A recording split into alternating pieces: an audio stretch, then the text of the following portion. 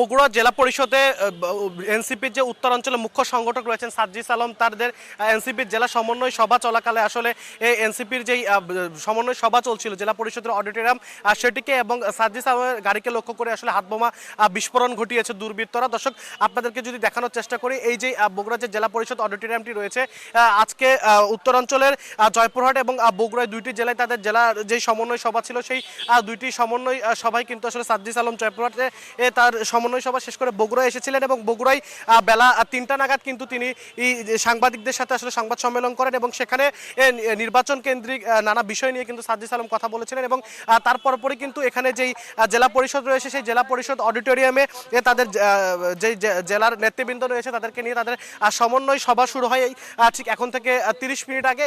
এর পরপরই কিন্তু আসলে এই যে জেলা পরিষদের উল্টো পাশে যেই করতোয়া নদী রয়েছে, সেই করতোয়া নদীর দিক থেকে আসলে দুর্বৃত্তরা পরপর দুটি হাত বোমা নিক্ষেপ করে এবং যার মধ্যে একটি এই হাত বোমা কিন্তু বিস্ফোরণ ঘটে এই জেলা পরিষদ চত্বরে এবং আরেকটি হাত বোমা কিন্তু অবিস্ফোরিত অবস্থায় ছিল।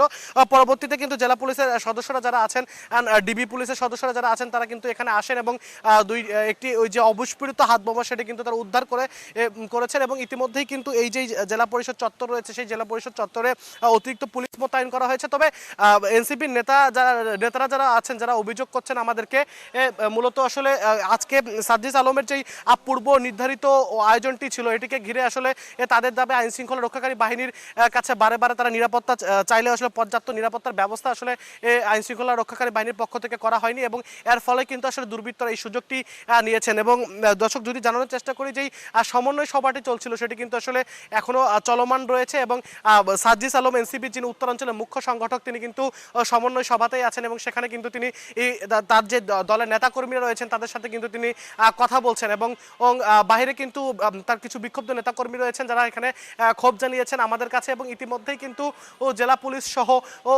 একাধিক আইন শৃঙ্খলা রক্ষাকারী বাহিনীর যে ইউনিটগুলো রয়েছে, সিআইডি, তারাও কিন্তু ঘটনাস্থলে এসেছেন এবং তারা কিন্তু এখানের যেই ক্রাইম সিন সেটি কিন্তু তারা পরিদর্শন করছেন এবং যেমনটি বলছিলাম যে এখানে যেই এই নিরাপত্তা সংকটের যে কথাগুলো আসলে বলছিলেন এনসিপি নেতারা, তারা বলছিলেন যে মাত্র 2 জন পুলিশ সদস্যকে কিন্তু এখানে তারা নিরাপত্তার দায়িত্বে রেখেছিলেন এবং এর জন্যই কিন্তু আসলে তারা দাবি করছেন যে দুর্বৃত্তরা আসলে এই সুযোগটি তারা নিয়েছেন। এবং দর্শক, এই যে বালতিটি দেখতে পাচ্ছেন, সেই বালতিতে করে কিন্তু অবিস্ফোরিত যে হাত বোমাটি এখানে রয়েছে, সেই অবিস্ফোরিত হাত বোমাটি কিন্তু এখানে রেখে দেওয়া হয়েছে এবং এটি কিন্তু পরবর্তীতে আইন শৃঙ্খলা রক্ষাকারী বাহিনীর সদস্যরা তারা সিদ্ধান্ত নেবেন এটি এখান থেকে ঠিক কীভাবে বা কোন প্রক্রিয়ায় তারা এখান থেকে উদ্ধার করে নিয়ে যাবেন। এবং এই যে হামলার ঘটনা ঘটেছে, এই হামলায় কিন্তু আসলে এনসিপির কোনো সদস্য বা জেলা পরিষদের যে সাধারণ মানুষজন ছিলেন তাদের কেউই হতাহত হননি, বিশেষ করে যেহেতু দুপুরবেলা ছিল ও সেই জন্য কিন্তু এই জায়গাটিতে একেবারেই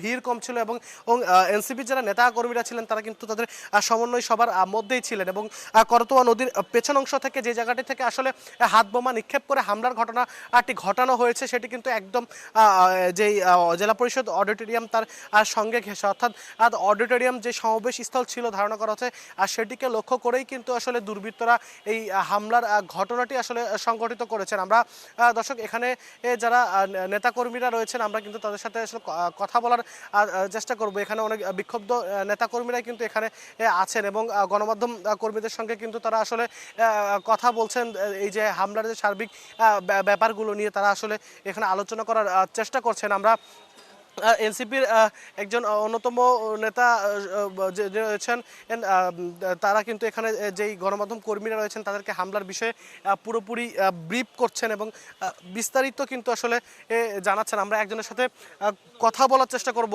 সৈকত, আমাদেরকে একটু জানাবেন যে আসলে আজকে আপনাদের এখানে জেলা সমন্বয় সভা ছিল এবং এর আগেও সাজ্জিস আলম কিছুক্ষণ আগে গণমাধ্যমের সাথে কথা বলেছেন এবং আপনাদের আজকে জেলার অস্থায়ী যে কার্যালয় সেটিও উদ্বোধন করা হয়েছে, তারপরে বেশ উৎসাহ উদ্দীপনা নিয়েই কিন্তু আপনাদের দলীয় নেতাকর্মীরা এখানে এসেছিলেন।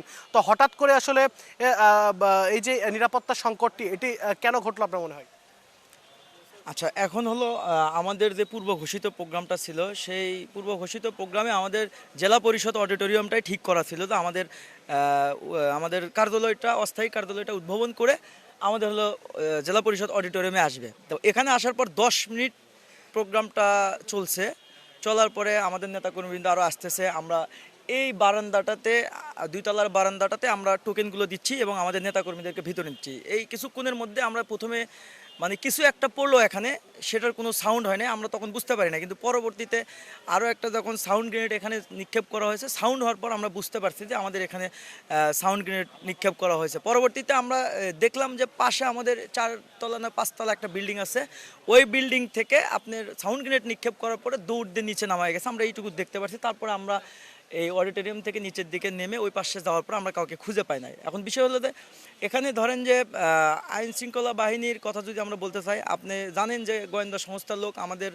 ওই আলতাপুন্নুসে খেলার মাঠেও কিন্তু তারা ওখানে কিন্তু ছিল, তারা আমাদের প্রোগ্রামে সার্বিকভাবে সহযোগিতা করেছে এবং গোয়েন্দা সংস্থার যে ভাইরা আছে তাদেরকে কিন্তু আমরা কালকে এবং আজকে সকালেই জানাই দিছি যে আমাদের এরকম একটা প্রোগ্রাম আসবে, সেখানে আমাদের সার্জিস আলম ভাই আমাদের প্রধান অতিথি থাকবে এবং আমাদের রাজশাহী বিভাগীয় সাংগঠনিক সম্পাদক ইমরান ইমন ভাই আমাদের বিশেষ অতিথি থাকবে। তো এখন ধরেন যে যে নাশকতাটা তৈরি করতেছে যে বা যারাই হোক, এটা আসলে তারা ঠিক করতেছে না। কারণ হলো দেখেন আপনি এবং আমরা এখানে যারাই আছি প্রত্যেকেই কিন্তু জানে এনসিপি কিন্তু একটা ভয়পর সংগঠন না। এই সংগঠনটা আপনি জুলাইয়ের নেতৃত্ব দিয়ে কিন্তু আজকে তারা এখানে আসছে।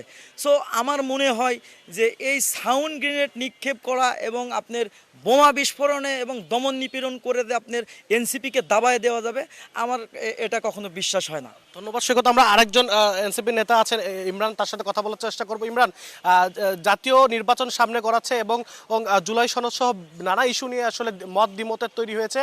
এর মাঝে আজকে যে হামলার ঘটনাটি ঘটলো এবং দেশব্যাপী নানা ধরনের ঘটনা ঘটছে, যেটা নিয়ে আসলে জনমনের সংখ্যা তৈরি হচ্ছে, এর মাঝে সার্জিস আলমের মতো একজন গুরুত্বপূর্ণ জাতীয় নেতা যিনি, তার উপরে যে হামলার ঘটনাটি ঘটলো, এটিকে আপনারা কিভাবে দেখছেন? আরেকটা ফাটলো সৈকত, আরেকটা ককটেল ফাটলো। আচ্ছা, আমরা আজকের এই যে ঘটনাটি ঘটেছে আমাদের প্রোগ্রাম স্থলে, আপনারা জানেন এটা আমাদের পূর্ব ঘোষিত প্রোগ্রাম এবং সারা দেশের ন্যায় বগুড়া জেলাতেও হচ্ছে। এবং এইখানে যখন আমাদের পূর্ব ঘোষিত প্রোগ্রাম যখন নেতৃবৃন্দ আসে, তখন এই ঘটনাস্থলে ককটেলটি বিস্ফোরণ হয় এবং এই আপনারা দেখলেন আমাদের এই লাইভ চলাকালীন সময়ও আরেকটি ককটেল বিস্ফোরণ হলো। আমরা আপনাদের লাইভে বলতে চাই, যদি এই দোসরদেরকেও আপনারা দেখে থাকেন এখানে, তাদেরকে ফোনে জানান, হোয়াটসঅ্যাপে জানান। একটা ককটেল না, পিছন থেকে ওই কুকুরের মতো মারতে হবে না, আমরা দরজা খুলে দিচ্ছি, আমরা দাঁড়াচ্ছি, সাহস থাকলে এসে আমাদের বুকে মেরে যান। এবং এই ককটেল বিস্ফোরণে আমরা বিন্দু মাত্র কোনো বিচলিত নয়, আমাদের নেতৃবৃন্দ বিচলিত নয়। এই ককটেল বিস্ফোরণ করে হুমকি ধামকি দিয়ে আমাদেরকে আপনারা থামায় রাখতে পারবেন না। ধন্যবাদ আপনাকে। দর্শক, কথা বলছিলাম এনসিপির অন্যতম একজন সংগঠক জেলার ইমরানের সঙ্গে।